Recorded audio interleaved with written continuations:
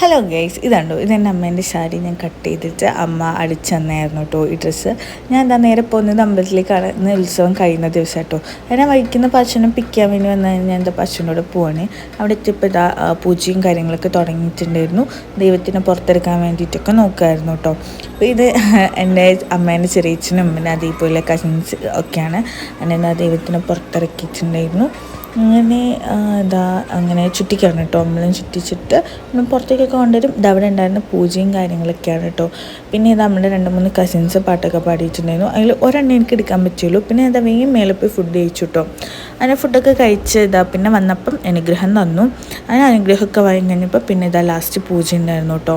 പിന്നെ പൂജയൊക്കെ കഴിഞ്ഞു. പിന്നെ നമ്മൾ ഇന്നലെ കിട്ടിയ ചിരടയൊക്കെയാണ് സിദ്ധി വരുന്നുണ്ട് കേട്ടോ അതിൻ്റെ ഇടയിൽ കൂടെ. അങ്ങനെ എൻ്റെ കറ്റൊന്നും വെച്ച് മുറിക്കേണ്ടി വന്നില്ല. തൊട്ടപ്പത്തേക്കും വേഗം കഴിഞ്ഞു വന്നു കേട്ടോ. പൈസയൊക്കെ ഞാൻ അതിലിട്ട് ഇനി നേരെ വീട്ടിൽ പോവാണ്. അപ്പോൾ okay, bye guys, you soon.